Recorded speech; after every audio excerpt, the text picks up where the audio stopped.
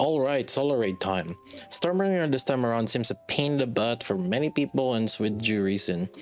The boss currently has 3 checks that you need to pay attention for. 1. You need to have enough DPS to break the parts fast enough in about roughly 2 bursts before he will do an AoE that will stun you. It can be covered, and if you have full cover health, it won't fully destroy your cover, but you will need a cover recovery unit like Litter or Coco in that case. Units that don't do self-buff themselves during burst or can do burst damage that hits parts, kind of like 2B or Scarlet, may struggle in destroying these parts if they're not invested enough. In this situation like that, it would be suggested to either make sure you have units that would recover cover, or otherwise make sure to slot in units that can do extra damage on parts, kind of like Maxwell or Snow White. You might have to split up some of your good units into other teams if you have this kind of issue. 2. Bring in a fire unit for each team to deal with the elemental shield QTE. However, in this point, I'll actually point out that it's not a full requirement. It's highly advised still though, but I'll talk about it later. 3. You definitely need a healer. It's pretty much unavoidable at this point. Going into this boss, let's talk about some core mechanics to play around. He's a simple boss in terms of mechanics, and his checks are more investment checks. The main thing for this boss for a lot of points is to destroy the parts as soon as possible. Otherwise, if you're too slow, the boss will do an AoE stun. This AoE stun can be covered, but it does deal a lot of damage to the cover health. This happens at around after 2:30 in the timer, so make it your goal to destroy them within 2 full burst rotation. It does happen also later in the time, and you just kind of need to pay attention when do you reach that time usually. He does respawn the parts later after a while, and you just need to make sure that you do have enough burst. You may have to play around your full burst timing where you just need to stall on the specific QTEs just so that you can make sure that you have full burst by that time. Destroying the parts as soon as possible will also expose the boss's core so you can deal more damage. So this is pretty important.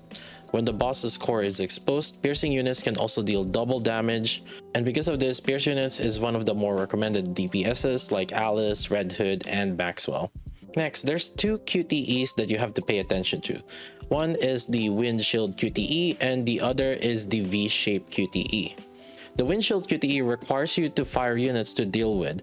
This can be handled with pretty much any fire unit. The main thing that can help you also is doing it while you're on full burst and making sure that you have full ammo readied up when it starts. This is especially helpful if you're using support like say Miranda to deal with the shield. The Windshield QTE can also be somewhat ignored.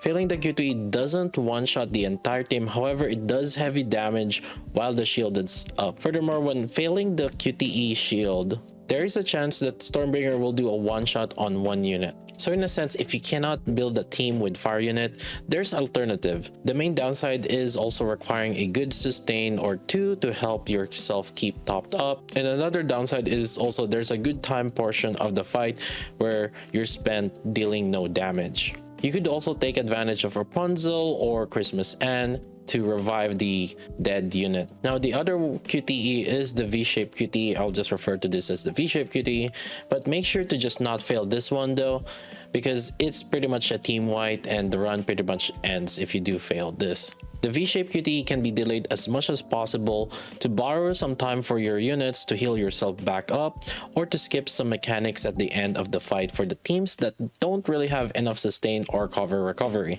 If you're using like Team 1 and Team 2 with the Naga and the bunnies, it's typically advised to do it fast though, so you can expose his core as soon as possible. In Phase 2, he has similar rotations on Phase 1, but pretty much a few different things from it. The Wind QTE now becomes 4 circles instead of 1. Another is his core is pretty much exposed now, but he will still do the AoE stun that destroys majority of your cover. This is one of the reasons why it's recommended to delay the V-Shape QTE as much as possible. It's so that he'll do that AoE stun less. For the teams, here are some examples that you can build on. With the Naga team, it's expected to do the most damage right now, and there's 2 major fire DPS options, Alice, Modernia. However, for Modernia, it's not really a good use to put her in the Naga team because her full burst time extension and makes you burst less, so Alice gets put into the Naga team. And since it's recommended to have 1 fire each for each team, then you might want to put Alice in the Naga and Modernia in the bunnies. Together with Alice, you do have an option of Red Hood or Scarlet Black Shadow or Maxwell. If you really don't have any of those other ones, then you can consider Ludmilla as well. You want your big boys along in this. The best buffer for this situation is the Killer Wife, as Alice is expected to perform here. Red Hood, Maxwell, Scarlet Black Shadow, I feel like they are very interchangeable with one another this time around on different teams. For example, if you feel like Maxwell is not enough of a carry on the lower teams, then you can use Red Hood instead to help the other teams out for destroying the parts fast. Meanwhile, for bunnies, Litter is a great option here because of her good synergy with Noir and Modernia with her ammo increase. With Modernia being fire and is expected to be the big carry in this team, it just makes it more sense to have Litter here as well. Litter also covers her cover here, unlike if we assign her on the Tia Naga team where Naga already does the cover recovery. Moving on to the other teams, this is where it does get a bit rough and a lot of people are struggling on. If you don't have any of the healers, it will be difficult to build teams around them. Going back at the things to pay attention to, it's basically playing around your sustain is how you set up your teams. The last bullet team with Dorothy and Biscuit have some alternatives on theirs. Nihilister is the most common popular choice because she fills a niche of fire and burst 2 category. She does pretty much decent damage as well. Alternatively, you can choose to use Marciana as your healer. For people without summer anise, you can use whichever DPS that it will help you out. Ludmilla or Maxwell are examples that come into mind. If you do decide to use regular Drunk Scarlet, consider choosing having 2B to act as a lightning rod for the regular Drunk Scarlet. Do keep in mind that you may have to occasionally swap the controlling to 2B and use your cover to help yourself out and stay alive. Now moving on to Sakura and Noise, these two is another popular option as they're both 40-second burst 1 and can fill the requirements of fire, cooldown reduction, and healer.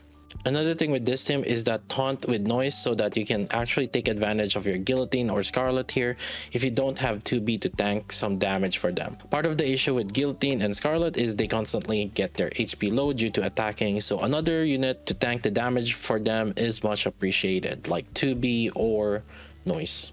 The most popular crit team now is Volume, Mass, 2B, and Helm as the healer and Scarlet, with D opening up the opportunity in the bunnies team with Litter. Volume ends up being free now from the bunnies and finally can work on her crit team setup. Then we have the classic Snow White team. Although she doesn't perform as well as the other solo raid times, it's an option nonetheless. Now down here is where it gets really iffy and we try to be creative with the leftover units. Typically, if you have all the units, it would be a position for Maxwell or Ludmilla, but it's basically whatever unit you have left invested, whether it's Summer Nier or what have you. There's some strats with not bringing in fire units, and I've been able to do the entire fight without actually bringing in fire units actually, but you'll just have to bring in double sustain or support to keep yourself topped up. Emma does come back in Resurgence for people who have nothing else they could use, and although for her you'll likely need another healer, unlike say Noise who can be the solo tank and healer. In any case, here's a few examples though. Although their performance is a bit lower, it could be come in handy for some people who want to scrape in those extra points with their leftover teams. In any case, I'll try to update the sheet more if I find some other things. This video took a while because before this, I was working quite a while on that D video. If you guys haven't checked that out, make sure to check that out. For more things on Nikke, other gacha games, JRPGs, MMOs, and whatever it is, come join us at Twitch, twitch.tv/KaiJLV. I stream pretty much 5 to 7 times a week and usually around nighttime in NA. But yeah, that's about it. And I'll see you guys next time. Good luck on your solo raids.